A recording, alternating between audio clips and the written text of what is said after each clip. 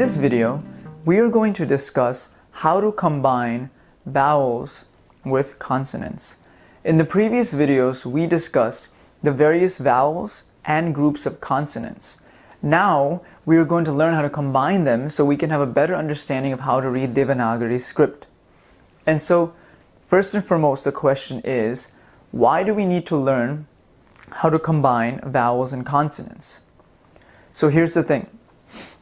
Vowels are presented and heard all throughout the language, right? Vowels are heard all throughout the sentences. Vowels are heard all throughout words, from the front all the way to the end of the words, right? However, vowels are seen and perceived differently under two conditions.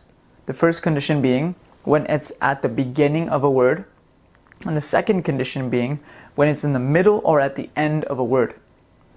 So because vowels are seen or perceived differently in the script, it's important to understand what the second way the vowels are perceived, right, is. Because we know the first way already, and that's the way that I showed you how the vowels already look. So to begin, the sound or or e or e, long e, etc., all the vowels, these are known as independent vowels. These vowels are not dependent on a consonant, and so you will only see them at the beginning of a word. That's it. You will not see these types of vowels that I showed you in the previous videos in the middle or at the end of a word. And so that leads us to the question of how are vowels then perceived when they're in the middle or at the end of a word. And so this is what this video is about, and we will go through this. So first and foremost, this consonant representing the other consonants for now is pronounced theoretically, in theory, as k, k, without any vowels attached to it. Because this has a little diagonal line underneath called a virama. So this line right here, the virama, literally means something that stops or ceases or interrupts something. And so it is interrupting the sound that's coming afterwards. It's just k, k, right? However, when we identify the word, when we identify a letter like, or a consonant like ka or cha, we're saying it with an at the end of it. Oh, that's a ka. Like, what's this one? Oh, that's a cha. Regardless of whether it has this or not, we're just calling it that. That's just how people say it, to call it something, right? But most importantly, understand that if this virama is underneath, you're calling it a pure consonant, something that doesn't have any vowels attached to it, right? And so, how does this pure consonant, something that doesn't have any vowels attached to it, right? How does it attach to vowels, or how do vowels attach to it? So let's use this analogy. Pretend that this pure consonant k is a monk that is unattached, has no attachments. It's traveling through a village, right? And is holding a staff. His staff is the virama, right? It's holding a staff. And so occasionally the monk gets tempted when the monk sees other vowels, right? The pure consonant sees other vowels and goes, I want to attach to that vowel, right? So the monk goes, I want to attach to that desire. So, in that same manner, when the sound k sees the sound or the vowel right? Then it becomes ga. In other words, ga, so this pure consonant plus right, equals ga. What you're just doing is you're just removing this virama. So say, for example, the sound k is going in the village and sees the sound and wants to attach. It sees the sound and then becomes ga. So in essence, what you're doing is you're doing the sound k plus equals ga, with one extra line right there, like that. The sound e is seen by this pure consonant monk, and the pure consonant monk wants to attach to E, and then it becomes ki. So essentially, it's pure consonant plus E equals ki. It sees long E and becomes ki. So what you're doing is you're doing k plus long E, which becomes ki.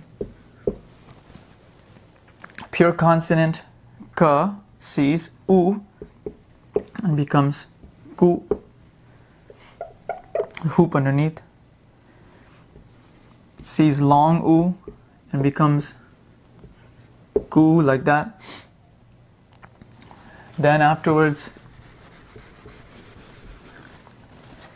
it sees ri or ru and it becomes kri or kru, or a longer version of it, which if we remember, which we'll rarely see, but it will become like kri or kru, right? And remember, what you're doing is you're taking this and attaching it to this vowel. That this vowel follows after that and it combines and forms like that. Then you take the complex vowel A. So then ka plus A becomes ke.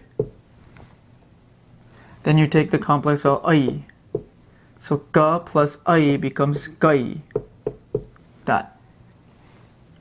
What about O? Pure consonant sees O and goes, I want to attach to O. It becomes ko. And finally O, and it equals or becomes go. Notice on none of these have a virama underneath. The virama is indicating that the k is a pure consonant, and you're adding vowels to it. And when you add vowels to it, naturally this is going to change. Just like a monk that attaches to something, when you attach to something, it's something you're going to change, right? So k plus a becomes ka, k plus a becomes ka, k plus e becomes ki, and so on and so forth.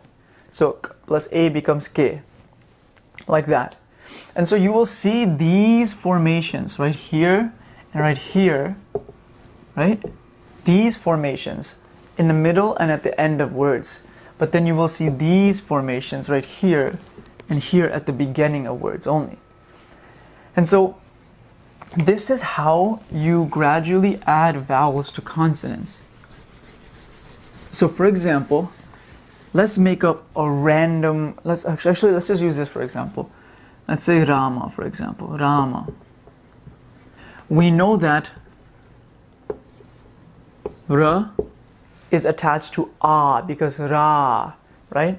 So you just remove the virama and you put the A marker, which is a long danda, stick like that. And then the next consonant is a Ma. So you know that it's not just Ram, it's Rama. So you just remove the virama. You have it like that. Then let's say, for example, you want to say Lata, right? So we know there's a la sound, right? But you know it's a la, it's not l, so you remove the virama, so la. Then we know it's ta.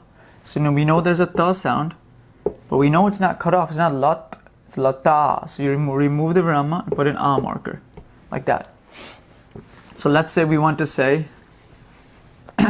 let's use that same word and start modifying it. So Lata, Lata, right? Lati, Lati,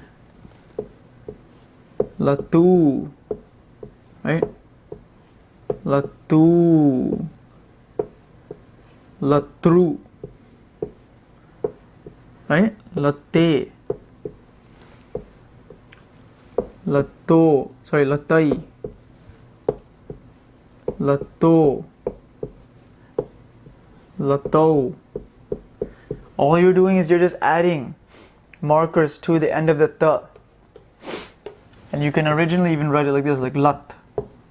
We're doing the same thing that we did before in the exercise, but we're just putting it into a word. Now you could read it like la ta, la ta, la ti, right? So you know that this is a, it's implied because there's no virama there. That's it. This is how you combine vowels to consonants. So you practice by finding Sanskrit terms and transliterated terms. You find like a certain phrase, for example, right? Like let's just say this, right? Atha yoganu shasanam. Now the teachings of yoga will commence, right?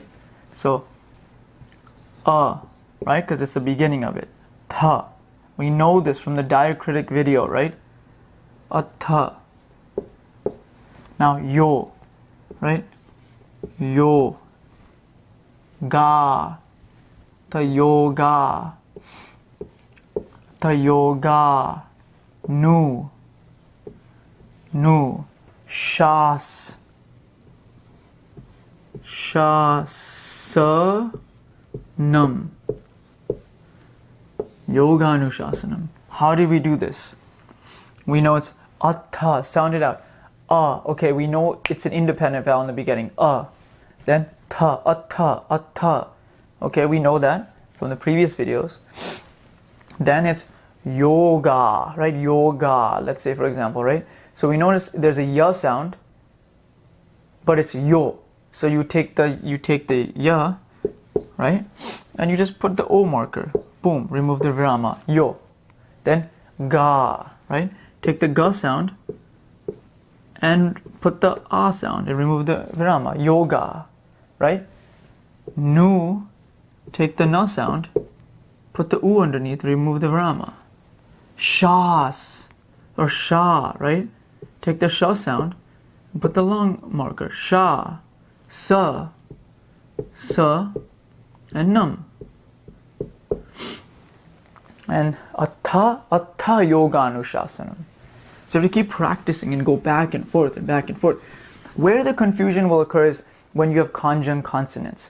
Conjunct consonants are when you have a consonant that is preceding and is cut off, followed by another consonant that is not cut off and has something attached to it. For example, you have this, va plus ya, right? Sorry, this is not cut off, this is cut off. And it becomes vya. So vya. That. So for example, you have the word vyapti. Vyapti. So here you're taking the first component, which is a cut off va, and adding a ya that is not cut off. And so when something is cut off, it'll look differently. I made a separate video on conjunct consonants and I will upload that. So understand that if a conjunct consonant comes up and it looks odd, it looks a little different, like, oh, what is this? Like, I've never seen that before, but I know that it's a ka plus a ya. Just look out for the vowel that comes afterwards. Start to identify what the vowels are that come afterwards.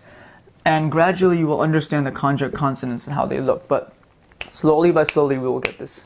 So if you felt that this video helped, and your Sanskrit reading and writing abilities are improving, please do subscribe, like, and or comment, and make suggestions, please, and we will continue to work through this amazing and beautiful language. Thank you.